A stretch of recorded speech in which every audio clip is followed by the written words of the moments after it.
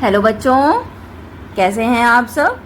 Welcome to my channel learn with fun. मैं हूँ रुचि श्रीवास्तव। और लास्ट वीडियो में हम लोगों ने डेटा को जान लिया था कि डेटा क्या होता है, क्यों कलेक्ट करते हैं, फिर उसके बाद उसे ऑर्गेनाइज क्यों करते हैं, है ना, या फिर ऑर्गेनाइज करके और फिर उससे करेक्ट इन्फॉर्मेशन फाइंड आउट करते हैं और बेटर डिसीजन पे पहुँच पाते हैं, है ना। तो आज चलो हम लोग आपकी एनसीईआरटी के कुछ क्वेश्चन सॉल्व करते हैं, ठीक है। तो जैसे इसमें फर्स्ट आपका एक टेबल गिवन है और कह रहा है नरेश एंड नव्या, कोई दो बच्चे हैं, अपने क्लास के बारे में बात कर रहे हैं। Decided to go to each student in the class and ask what their favourite game is. Then they prepared a list. उन बच्चों ने सोचा कि चलो अपने क्लास के बारे में पता करते हैं कि हमारे क्लास के बच्चों का फेवरेट गेम क्या है, और उसके लिए एक लिस्ट उन्होंने प्रिपेयर करी, ठीक है। एक लिस्ट गिवन है, नंबर ऑफ स्टूडेंट्स हैं इसमें, मैंने काउंट नहीं किया, आप लोग काउंट करिएगा कि इसमें नंबर ऑफ स्टूडेंट कितने हैं और फिर उसके अकॉर्डिंग कुछ बच्चों का इसमें फेवरेट गेम उन्होंने लिखा है कि कबड्डी है, किसी का हॉकी है, किसी का और क्या है, बैडमिंटन है, फुटबॉल है ना। तो चलो हम लोग इस डेटा को पहले और फिर इसके फिगर इट आउट में कुछ क्वेश्चंस हैं। तो सबसे पहले क्या था कि आपको डेटा कलेक्ट करना है, तो इन्होंने डेटा तो कलेक्ट कर लिया। अब सेकंड पॉइंट क्या होता है, डेटा को ऑर्गेनाइज करना। तो चलो एक ऑर्गेनाइज वे में लिख लेते हैं। तो गेम्स वाइज जैसे क्या फेवरेट गेम है, पहले तो कबड्डी,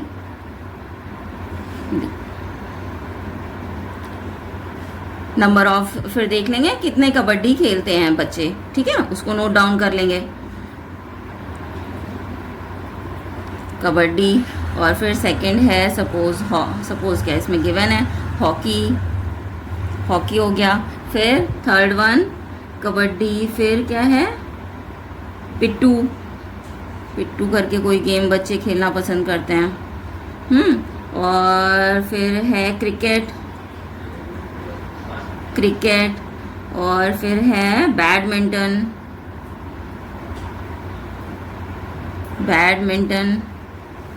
दिख रहा है ना, बैडमिंटन। फिर फुटबॉल, फिर क्रिकेट। चलो अब और जितने आते जाएंगे फिर आगे लिख लेंगे, ठीक है। अभी हम लोग कबड्डी काउंट करते हैं, कितने बच्चे पसंद करते हैं कबड्डी। तो 1 2 3, फिर 3 4 5 6, 6। अभी तो मुझे 6 दिख रहा है, बाकी और डेटा होगा तो आप लोग बताइएगा, अगर कुछ ऐसे मिस्टेक हो तो आप देख लीजिएगा, ठीक है। मुझे 6 समझ आ रहा है। हॉकी 1 2 3 फर्स्ट लाइन में, 4 5 6 और फिर 7 and last one is 8 number of student हैं जो हॉकी खेलना पसंद करते हैं। फिर पिट्टू कितने पसंद करते हैं, 1 2 3 4 5 cricket 1 2 3 4 5 6 badminton 1 2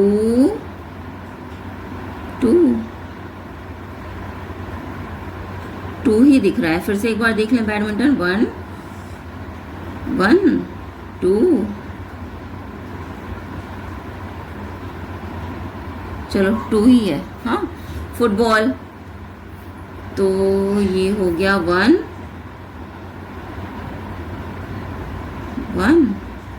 2 3 4 number of student जो निकल के आ रहे हैं, है ना, वो फुटबॉल है, ठीक है। आप लोग भी एक बार टैली कर लेना कि इतने ही नंबर ऑफ स्टूडेंट हैं, ठीक है। अब चलो इसके ये हो गया एक ऑर्गेनाइज वे में, मतलब आपने कलेक्ट कर लिया अपना डेटा क्लास के स्टूडेंट का। ये नरेश और नव्या ने कि उनके क्लास में 6 स्टूडेंट जो हैं उनका फेवरेट गेम कबड्डी है, 8 का फेवरेट गेम हॉकी है, 5 बच्चों का पिट्टू है, 6 बच्चों का क्रिकेट है और 2 का बैडमिंटन है और 4 का फुटबॉल है ना। तो ये इनको पता चल गया। फिर आगे देखते हैं, अब क्वेश्चन को देख लेते हैं क्या कह रहा है।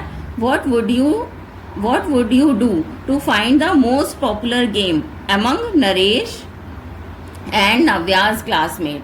मतलब आप लोग क्या करोगे, कैसे पता लगाओगे कि मोस्ट पॉपुलर गेम क्या है इन दोनों के क्लास के बच्चों का।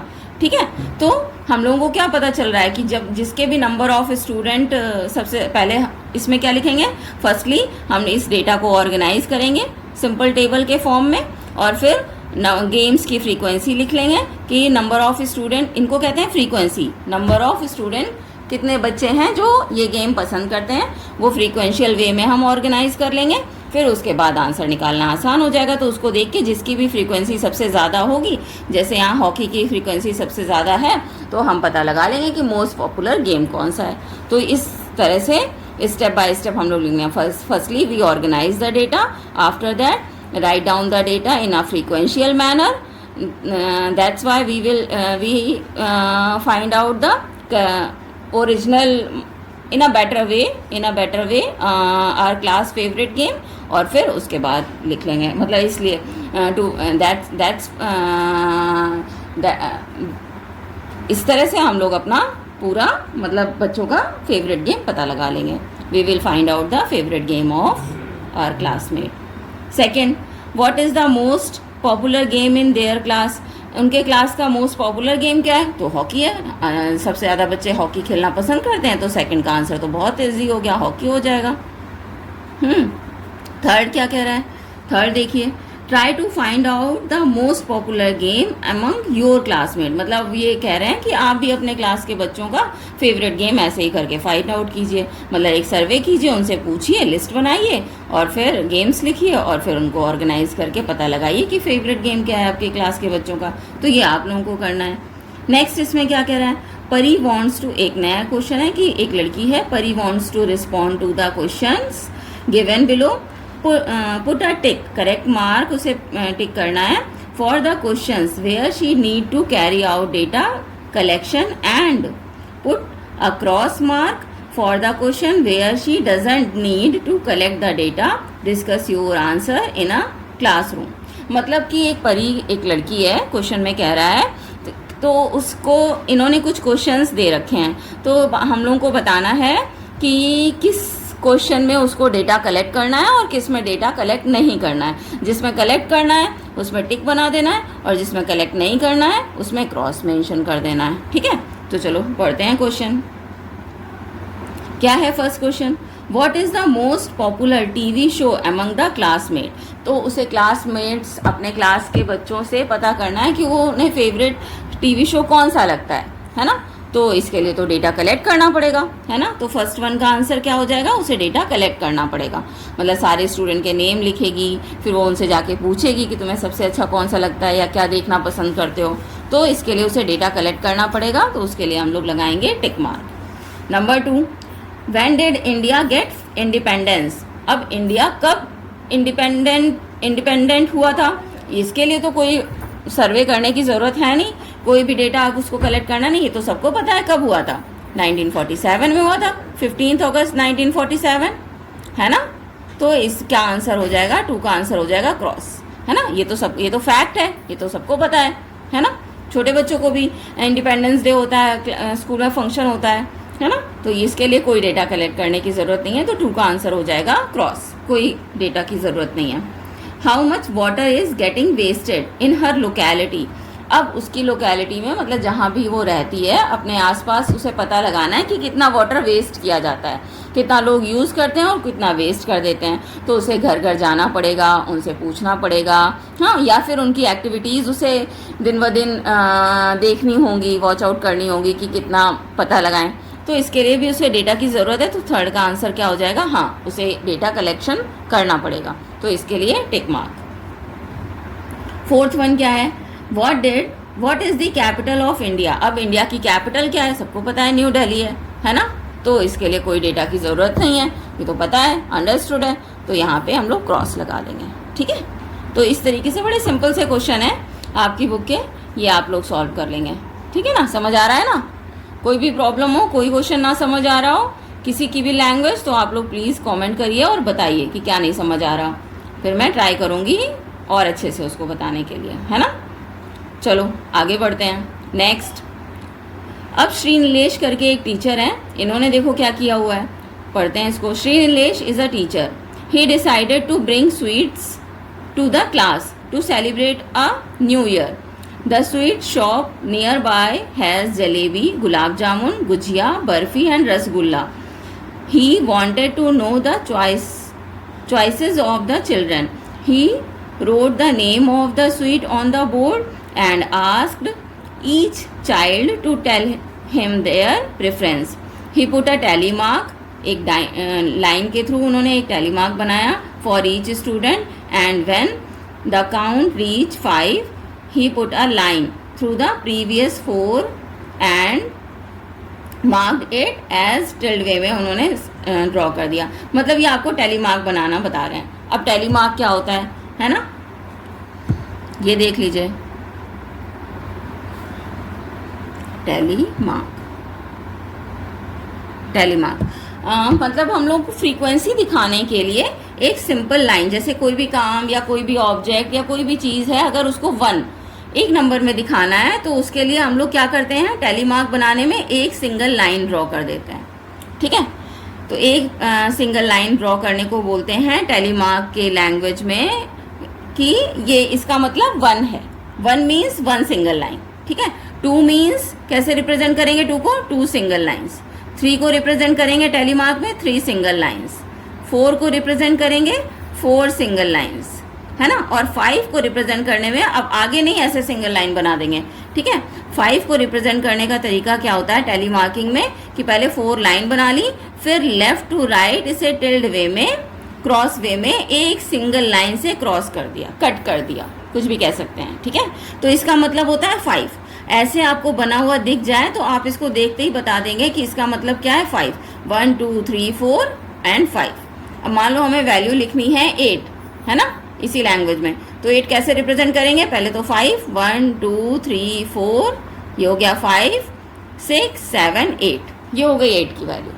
ठीक है, ऐसे दिखाते हैं. सपोज हमें लिखना है क्या, लेट्स से 14 मार्क करना है. तो 1 2 3 4 5 6 7 8 9 10 11 12 13 14, ये हो गया 14 लिखने का तरीका. ठीक है, ऐसे लाइन बना के ड्रॉ करने के प्रोसेस को बोलते हैं टैली मार्किंग करना. ठीक है, तो ये भी आपको डेटा हैंडलिंग में ये भी मदद करता है कि मतलब हमें ऐसे नंबर के फॉर्म में फ्रीक्वेंसी नहीं लिखनी है इन फॉर्म में, और ऐसे मार्किंग करके दिखा देना है. तो जो श्री नीलेश आपके टीचर हैं, जो बुक में गिवन है, तो उन्होंने क्या किया जो उन्होंने डेटा तैयार किया वो टैली मार्किंग स्टाइल से तैयार किया. ठीक है, उसमें जो फ्रीक्वेंसी उन्होंने दिखाई कि नंबर ऑफ स्टूडेंट कितनी कौन सी स्वीट पसंद कर रहे हैं, तो वो टैली मार्किंग के थ्रू दिखा दिया.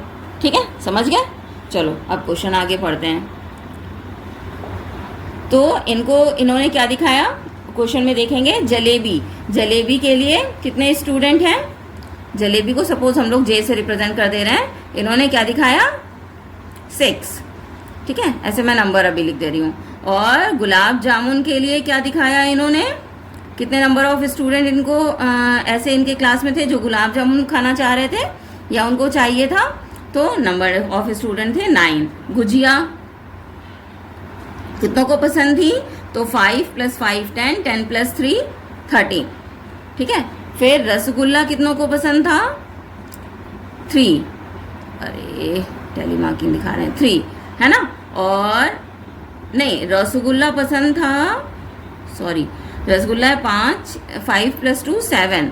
और बर्फ़ी 3 लोगों ने डिमांड करी कि उन्हें बर्फ़ी खानी है. ठीक है, तो ये दिखा दिया. अब चलो क्वेश्चन पढ़ते हैं, फिगर इट आउट में. टैली मार्किंग इसमें टेबल में गिवन है, मैंने ड्रॉ नहीं किया है ना, आप लोग समझ जाएंगे ना, कर लेंगे या बना दूं मैं. चलो बना देते हैं टैली मार्क भी. ठीक है, 6 के लिए, 9 के लिए, 13 के लिए, 7 के लिए और ये 3 के लिए. तो 6 के लिए हो जाएगा 1 2 3 4 5, 1 2 3 4 5 6 7 8 9. 1 2 3 4 5 1 2 3 4 5 1 2 3 7 1 2 3 4 5 6 7 3 1 2 3. ठीक है, चलो क्वेश्चन देखते हैं. How many student choose jalebi. Jalebi कितने बच्चों ने चूज की 6, तो हम लोग लिख देंगे 6. Next, barfi was chosen bye, barfi कितने लोगों ने चूज की? 3, तो 3 आ जाएगा, ठीक है। फिर rasgulla was chosen bye 7 student. फिर एक how many student choose gujiya, gujiya कितनों ने पसंद की? 13 ने। बस ये सारा लिख दिया जाएगा, ठीक है। गुलाब जामुन का कोई क्वेश्चन नहीं है। How many student choose gulab jamun, तो वो आ जाएगा 9, ठीक है। लास्ट वन मैंने कहा गुलाब जामुन लोगों ने छोड़ दिया, चलो ठीक है। अब इसी में सेकंड क्वेश्चन इसी से रिलेटेड है। इज द अबव टेबल, ये जो ये वाली हमारी टेबल है, इसमें कह रहा है is the above table sufficient to distribute each type of sweet to the correct student. क्या इस टेबल से करेक्ट स्टूडेंट को वो स्वीट डिस्ट्रीब्यूट हो जा रही है? आपको पता लग रहा है? यहाँ तो बस केवल इस टेबल से देखिए हमको क्या पता चल रहा है कि कोई भी 6 बच्चे हैं जिनको जलेबी देनी है, लेकिन ये कैसे पता लगाएंगे कि इन्हीं पर्टिकुलर बच्चे हैं, इन्हीं को जलेबी देनी है? तो क्या ये पता चल रहा है इस टेबल से? तो ये हम लोग लिखेंगे नहीं, this table is not does not indicate the particular number of student to distribute sweet, ठीक है। स्वीट डिस्ट्रीब्यूशन पर्टिकुलर स्टूडेंट के बारे में नहीं पता चल पा रहा है, ठीक है। नंबर ऑफ स्टूडेंट पता चल रहे हैं, जैसे सपोज क्लास में बच्चे हैं, जलेबी के लिए डिमांड किसने किसने करी? कोई भी 6 बच्चे मान लो ले लेते हैं, जैसे बर्फी के लिए डिमांड 3 बच्चों ने की, किसने किसने? सपोज रोहन ने की होगी, कोई श्वेता ने कर ली होगी, सपोज लेट्स से एक अनदर गर्ल, सपोज मान लो क्या नाम लिख लें, गीता करके, चलो सपोज नॉर्मल सा नाम लिख लेता है ना। लेकिन अभी तो क्लास में इस टेबल से कैसे पता लगाएंगे कि इन्हीं 3 बच्चों ने बर्फी की डिमांड की है, इनको बर्फी चाहिए? इससे तो बस केवल हमें यही पता चल रहा है कि क्लास में 3 कोई बच्चे हैं जिनको बर्फी देनी है, लेकिन ये थोड़ी पता चल रहा है कि रोहन, श्वेता और गीता को देनी है ना। ये नहीं पता चल रहा है ना, तो लिखेंगे this table is not sufficient show the distribution of sweet। आगे देख लेते हैं इसमें क्या और कह रहा है। Explain if it is not sufficient, हाँ हमने एक्सप्लेन कर दिया कि ये सफिशियंट नहीं है। व्हाट इज़ द अल्टरनेटिव, तो इसका लिए अल्टरनेटिव मेथड क्या है? तो आप अल्टरनेटिव मेथड, जैसे वो कबड्डी वाला गेम वाला बच्चों ने ऑर्गेनाइज किया था कि पर्टिकुलर बच्चों के नाम लिखिए, फिर उनके आगे उनकी स्वीट लिखी जो भी डिमांड कर रहे हैं, तो वो अल्टरनेटिव मेथड है कि हर बच्चे का आप नाम लिखिए, फिर उसके आगे उसकी पसंदीदा स्वीट का नाम लिखिए, फिर उसके हिसाब से जो भी आप स्वीट्स लाएंगे वो उनको डिस्ट्रीब्यूट कर दी जाएगी। ये अल्टरनेटिव मेथड हो सकता है, ठीक है। तो आज के वीडियो में हम लोग यहीं तक रखते हैं, मिलते हैं नेक्स्ट वीडियो में। कोई चीज़ अगर समझ आई हो तो भी बताइएगा, और ना समझ आई हो, ना सही लग रहा हो तो भी प्लीज़ कमेंट करना, ठीक है, जिससे मुझे और भी मोटिवेशन मिले कि मैं आपके लिए अच्छे अच्छे और वीडियोस बना पाऊँ, ठीक है। Okay then, thank you, bye.